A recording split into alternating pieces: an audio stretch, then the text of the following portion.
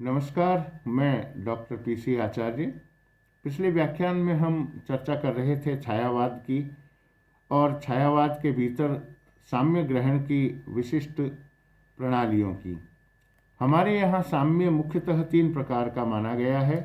सादृश्य यानी रूप या आकार का साम्य, साधर्म्य यानी गुण या क्रिया का साम्य, और केवल शब्द साम्य, जो दो भिन्न वस्तुओं का एक ही नाम होना है।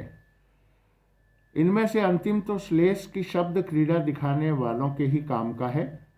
रहे सादृश्य और साधर्म्य, विचार करने पर इन दोनों में प्रभाव साम्य छिपा मिलेगा।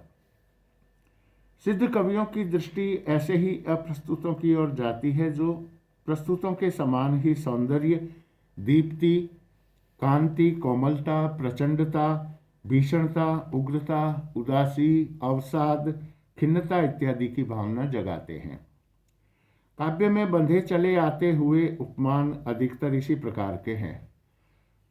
केवल रंग रूप, आकार या व्यापार को ऊपर ऊपर से देखकर या नाप जोख कर भावना पर उनका प्रभाव परखे बिना वे नहीं रखे जाते थे।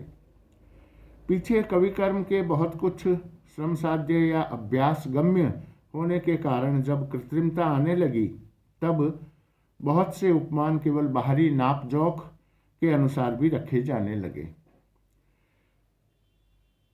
कटी की सूक्ष्मता दिखाने के लिए सिंगिनी और भिड़ सामने लाई जाने लगी। छायावाद बड़ी सहृदयता के साथ प्रभाव साम्य पर ही विशेष लक्ष्य रखकर चला है। कहीं कहीं तो बाहरी सादृश्य या साधर्म्य अत्यंत अल्प या न रहने पर भी आभ्यंतर्य प्रभाव साम्य लेकर ही अप्रस्तुतों का सन्निवेश कर दिया जाता है। ऐसे अप्रस्तुत अधिकतर उपलक्षण के रूप में या प्रतीकवत यानी सिंबॉलिक होते हैं, जैसे सुख, आनंद, प्रफुल्लता, यौवन काल इत्यादि के स्थान पर उनके द्योतक, उषा, प्रभात, मधुकाल, प्रिया के स्थान पर मुकुल, प्रेमी के स्थान पर मधुप, श्वेत या शुभ्र के स्थान पर कुंद, रजत, माधुर्य के स्थान पर मधु, दीप्तिमान या कांतिमान के स्थान पर स्वर्ण, विषाद या अवसाद के स्थान पर अंधकार, अंधेरी रात, संध्या की छाया, पतझड़, मानसिक आकुलता या क्षोभ के स्थान पर जंजा, तूफान, भाव तरंग के लिए झंकार, भाव प्रवाह के लिए संगीत या मुरली का स्वर इत्यादि। आभ्यंतर प्रभाव साम्य के आधार पर लाक्षणिक और व्यंजनात्मक पद्धति का प्रगल्भ और प्रचुर विकास छायावाद की काव्य शैली की असली विशेषता है। हिंदी काव्य परंपरा में अन्योक्ति पद्धति का प्रचार तो रहा है, पर लाक्षणिकता का एक प्रकार से अभाव ही रहा है। केवल कुछ रूढ़ लक्षणाएं मुहावरों के रूप में कहीं कहीं मिल जाती थी। ब्रजभाषा कवियों में लाक्षणिक साहस किसी ने दिखाया तो घनानंद ने।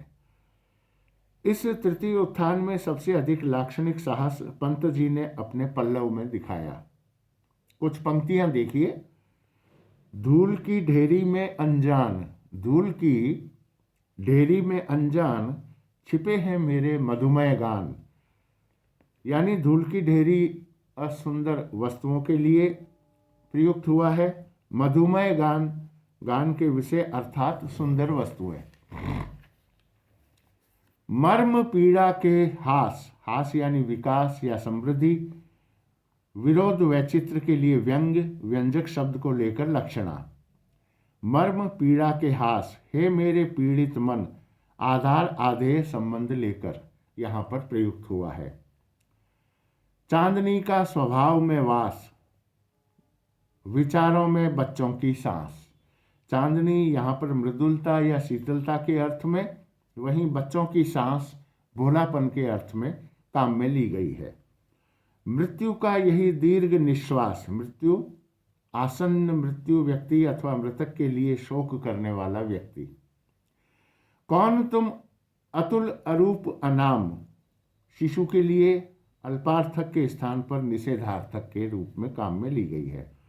पल्लव में प्रतिक्रिया के आवेश के कारण वैचित्र प्रदर्शन की प्रवृत्ति अधिक थी, जिसके लिए कहीं कहीं अंग्रेजी के लाक्षणिक प्रयोग भी ज्यों के त्यों लिए गए।